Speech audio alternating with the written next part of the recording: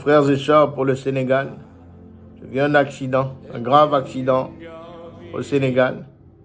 J'ai vu un long bus. J'ai vu un long bus avec plusieurs personnes.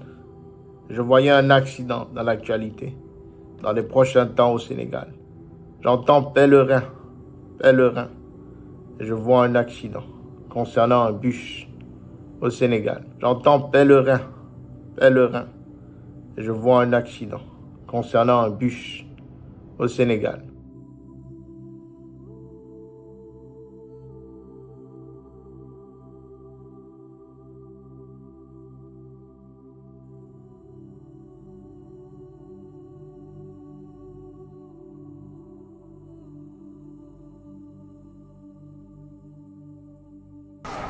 Bon, c'est le grand départ. C'est le grand départ. On va voyager un peu parce que ça fait quand même un moment que je suis resté en Finlande, donc je vais bouger un peu. Et quand je vais arriver, je ferai une vidéo. En tout cas, je vais en Afrique. Voilà, pour ceux qui veulent le savoir, je vais en Afrique. Et bien entendu, bon, après, je vous dirai quand j'arriverai dans le pays. Voilà, puisque nous, on ne peut pas vous parler. Frères et sœurs, prions pour le frère Johnny Pacheco. J'ai vu un voyage qui se préparait. Un voyage qui a été fait dans le silence. Mais un voyage auquel les ténèbres ont été informées. Voilà, c'est les gens, ils pensent qu'on est en train de s'amuser. Sinon, nous, on ne peut pas vous parler. Donc, chers amis, soyez connectés. Et puis, la libération de la Côte d'Ivoire, c'est pour bientôt. Voilà. Je vois l'homme à une station de gare. Je vois l'homme ensuite dans un aéroport. Donc, l'avion, il est en train de... Vous voyez un peu, non? On va décoller tout à l'heure. Tout à l'heure, on va décoller. Je vois un voyage, une urgence de voyage qui est en train de venir vers lui. Je vois une urgence de voyage venir vers Johnny Pacheco.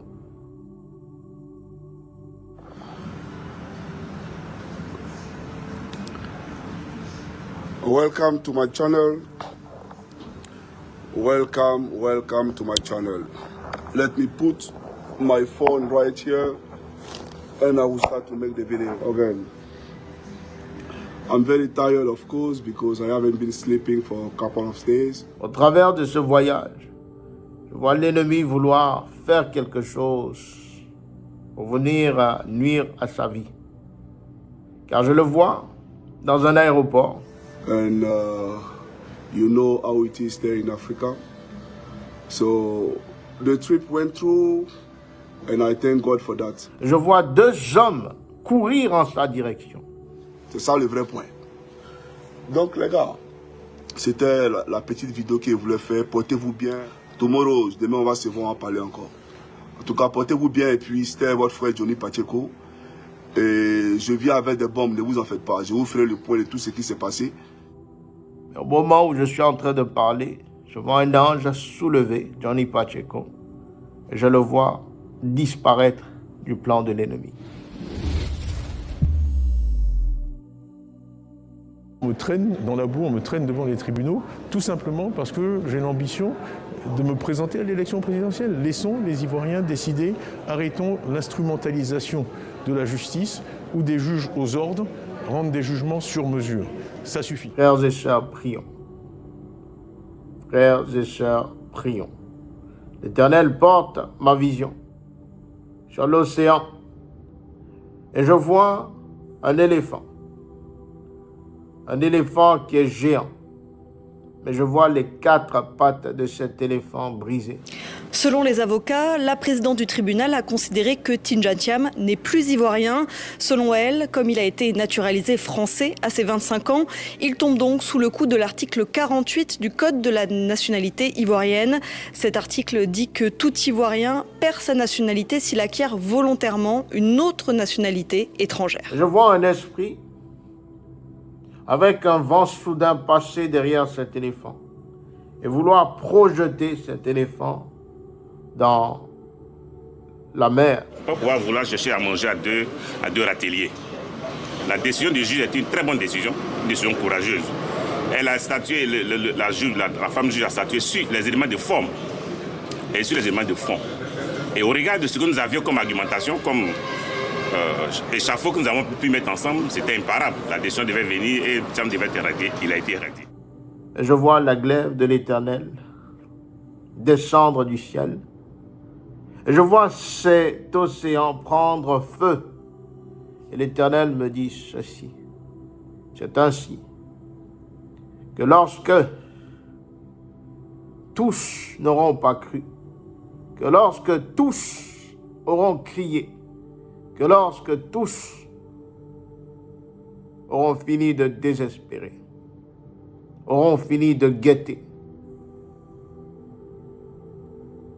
que j'établirai comme un éclair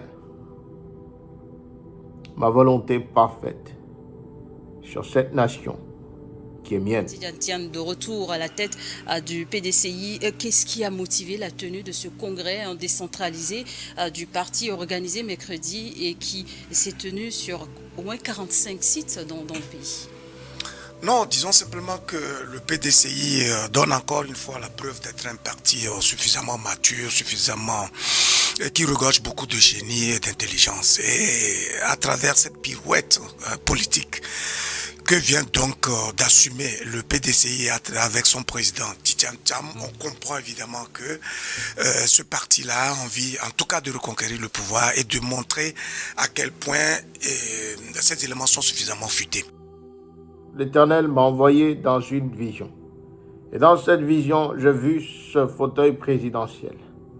Et j'ai vu à la droite du fauteuil présidentiel le président Alassane Ouattara assis à côté du fauteuil. Et je le voyais s'agripper, mais il ne pouvait s'asseoir dans ce fauteuil. J'ai vu du côté opposé, du côté gauche, j'ai vu le président Tidjane Thiam. Et je l'ai vu être porté, je répète encore, être porté par quelque chose de surnaturel. Et lorsqu'il avançait vers le fauteuil, j'ai vu de manière spirituelle un esprit passer rapidement. Et j'ai vu un autre homme se présenter. Tidjane Thiam, en réalité, vous savez, depuis qu'il a été élu en décembre 2023, a fait l'objet d'une série de contestations. On a observé que un certain nombre d'individus, membres justement de ce parti, ont été instrumentalisés, manifestement instrumentalisés pour contester justement sa légitimité. Et le prétexte trouvé, c'était qu'il était un binational, qu'il avait donc la nationalité française, au même moment qu'il était ivoirien, etc. Et que donc, selon les textes de du PDCI, voilà, il n'y avait pas eu la rigueur qu'il fallait avant qu'il ne soit pas élu. Bon, bref, il y a un certain nombre d'éléments qui ont été évoqués et qui donnaient le sentiment que la légitimité de Tidjane Thiam avait pris un coup. Vous voyez, à cela s'était renforcé justement cette procédure judiciaire qui était venue pour menacer justement l'autorité, l'indépendance même de ce parti-là. Puisque justement, le verdict qui est attendu justement ce 15 mai au niveau du tribunal de première instance d'Abidjan, c'est d'abord de déchoir Tidjane Thiam, donc de la tête de PDCI, et ensuite de mettre ce parti-là sous tutelle, parce qu'une fois qu'il y a une vacance à la tête de ce parti, la justice va se donner donc ce droit de désigner un administrateur délégué qui va assumer justement la gouvernance du parti. J'ai vu de manière spirituelle un esprit passer rapidement, et j'ai vu un autre homme se présenter. L'Éternel me parle de 2 personnes. Je vois clairement 2 personnes. Je vois 2 personnes. Mais je les vois se serrer la main. Et je lis le mot paix. Habiles qu'ils soient, intelligents et futés qu'ils sont, ils ont fait preuve d'un génie extraordinaire en coupant de l'herbe sous les détracteurs justement de Tidjane Thiam et les conspirateurs justement du parti. Voilà pourquoi Tidjane Thiam, aussi habile qu'il est, il a fait preuve d'une intelligence remarquable de situation. Dimanche, il fait un communiqué pour dire, bon, mais écoutez, compte tenu donc de l'acharnement judiciaire dont je fais l'objet et de la menace qui pèse sur le parti, je pense que tout ce que nous poursuivons transcende nos personnes, alors je remets entre vos mains mon mandat de président. Il vous appartient en tant que bureau politique, etc., de voir ce qu'il y a lieu de faire. D'après vous? Mais tout à fait, très éclairé, très réfléchi, très futé, et qui donne la preuve d'un génie politique. Je vois deux personnes, mais je les vois se serrer la main. Et je lis le mot paix. L'essentiel, c'est que la Côte d'Ivoire ait une élection inclusive, transparente, crédible, qu'elle démontre qu'elle peut avoir une alternance politique pacifique, ce que le Sénégal a fait, ce que le Ghana a fait, et que le pays a atteint un niveau de maturité politique suffisant pour arrêter d'éliminer les candidats aux élections présidentielles irresponsables.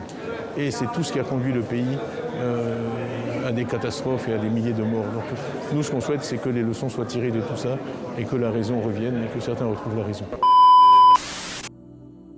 L'Éternel me parle d'un fardeau. Un fardeau que tient cet homme. À se présenter. Nous prions fortement pour le président Donald Trump. L'Éternel rappelle à nouveau que le Donald Trump use de sagesse, que Donald Trump suive à la lettre le plan de l'Éternel. À un mois de son anniversaire, le président américain reçoit un énorme cadeau, un Boeing 747 offert par la famille royale du Qatar. Coût estimé 400 millions de dollars, l'appareil pourrait servir de nouveau Air Force One. Mathieu Mabin, on vous retrouve comme chaque jour en direct de Washington. Cette générosité, est-ce qu'elle fait bondir les démocrates? Je vis un brouillard sur la Maison Blanche. Et je vis un cadavre. J'ai vu un brouillard sur la Maison Blanche. J'ai vu un ange venir taper du pied l'entrée de la Maison Blanche. J'ai vu une secousse. Ah oui, c'est le moins qu'on puisse dire. C'est Chuck Schumer, le chef de file des démocrates au Sénat, qui a réagi le premier et qui parle, sans beaucoup de surprise d'ailleurs, d'un geste du Qatar qui s'apparente clairement à de la corruption, je cite. Il y a quelque chose, une manifestation, que l'Éternel s'apprête à faire sur la Maison Blanche pour montrer toute son autorité. Ce lundi, la Maison-Blanche communique bien sur ce sujet et tente désespérément d'expliquer de manière rationnelle quelque chose de tellement indéfendable, encore une fois, que ça n'a ni queue ni tête. Que Donald Trump use de sagesse. Là où l'affaire n'a vraiment aucun sens, c'est qu'évidemment, comme pour toutes les démocraties qui se respectent, il existe un règlement qui encadre la tradition des cadeaux entre États. C'est pareil en France. Et aux États-Unis, les pères fondateurs ont même pensé à inscrire cette pratique dans la Constitution des États-Unis, figurez-vous. Qu'il obéisse et qu'il écoute la voix de notre Seigneur Jésus. Dans la clause dite des émoluments, pour être précis. Article 1, section 9, clause 8, pour être encore plus précis, et le texte est parfaitement clair. Il interdit, je cite, à tout titulaire d'un poste fédéral, y compris le président, d'accepter des cadeaux, émoluments, charges ou titres d'un gouvernement étranger sans le consentement du Congrès. Qu'il obéisse et qu'il écoute la voix de notre Seigneur Jésus. Alors, par les temps qui courent et parce que Donald Trump dispose d'une courte majorité au Congrès, on s'en souvient, il n'est pas impossible que les élus se plient à l'exercice, mais disons-le, ce serait quand même franchement grotesque. Mais là où ça devient vraiment délirant, c'est que Donald Trump argumente par communicant interposé, évidemment, pour expliquer que cet avion, vous l'avez dit, viendra remplacer Air Force One. Que Donald Trump use de sagesse, qu'il obéisse et qu'il écoute la voix de notre Seigneur Jésus. Qu'il obéisse et qu'il écoute la voix de notre Seigneur Jésus. Prions fortement pour le Cameroun. Prions fortement pour le Cameroun. Il y a un vent qui est en train d'arriver, où je vois l'Éternel envoyer des anges aux quatre coins du Cameroun. Je vois des incidents dans le mois de mai, dans le mois de juin.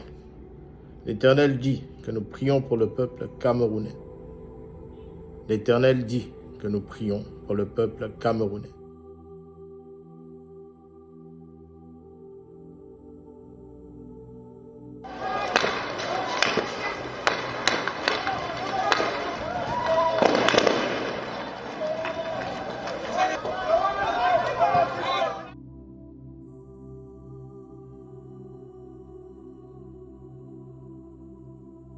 vu un torchon qui était en train de brûler.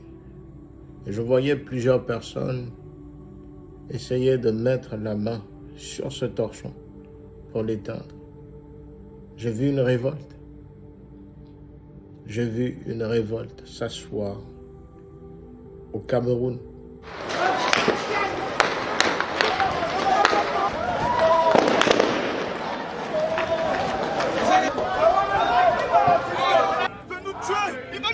L'heure n'est plus à la blague au Cameroun.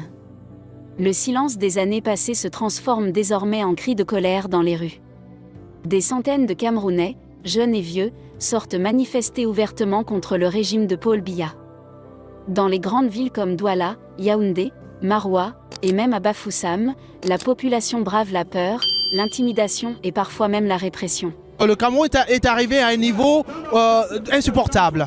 Insupportable, pourquoi? Parce que la dernière fois que j'ai été au Cameroun, donc il y a 6 mois, j'ai vu un pays complètement à l'arrêt, je dirais même pas de l'arrêt, en complète décadence, en complète déchéance. Passer un message à Paul Biya et à son équipe, lui dire que c'est trop, on n'a pas de route, on n'a pas de l'eau, on n'a pas d'électricité. C'est trop. L'Éternel demande, frères et sœurs, que de la même façon que nous sommes en train de prier pour la Côte d'Ivoire, pour la paix en octobre 2025, commençons à prier pour le Cameroun. Il est temps qu'il quitte le Cameroun. Il est un vieux, il ne contrôle plus le Cameroun aujourd'hui. Quand nous quittons du rail pour l'abattoir, c'est vraiment difficile. Tous ceux qui habitent à ce niveau-là, ils n'ont pas possibilité d'arriver ici. L'accès, il n'y a pas moyen. La route aggravée. La poubelle partout, dans l'eau, en désordre. On va où là? C'est quel pays? Parce que nous sommes dépassés. Nous sommes abandonnés. Pourquoi? Nous ne sommes pas les Camerounais.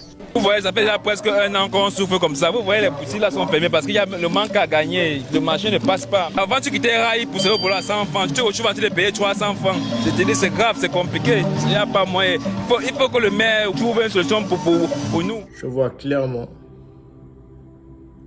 et je sens dans les rues du Cameroun des choses qui sont en train d'être brûlées.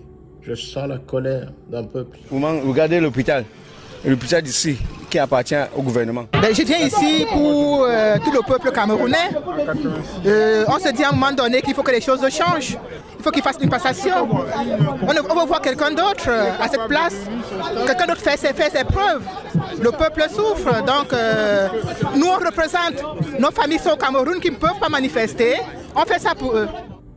Le mois de mai, le mois de juin, prions pour la paix. Je ne sais pas ce qui se prépare, mais ce que l'Éternel me montre n'est pas bon. Prions frères et sœurs, prions frères et sœurs.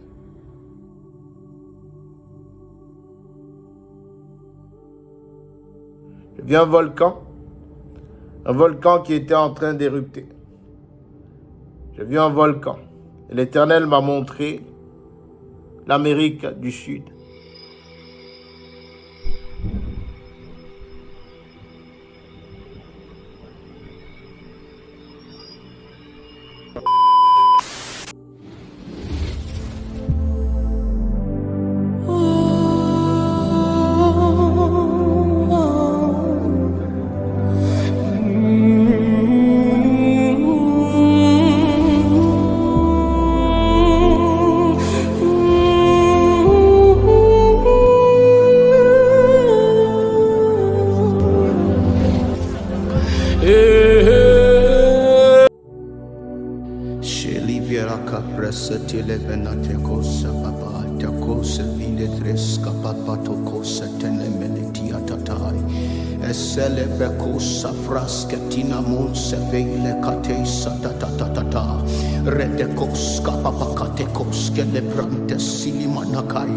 Rete te toto sapavate kamanakaiko toko pasatila ea seti sezasi se vila kaya rusa bavila kambros ke vila kateke pekete asala kapabakato sipriate komana kates ke velekata ratatata kapapakata kaske velekata erate dosa vina kapekos kapanataila riate kosi vina kapapakata ara selitamana kataila rikate dodos kapakata kapakataya my God kepila kasko velekatai retasko vana kante telekatai riatatatakatai rikopapatesko panakata kapakatai ritatatos vina kapakatai rateko savante pamakatai resolande sabakata kapakatai mateko satika pateko skapai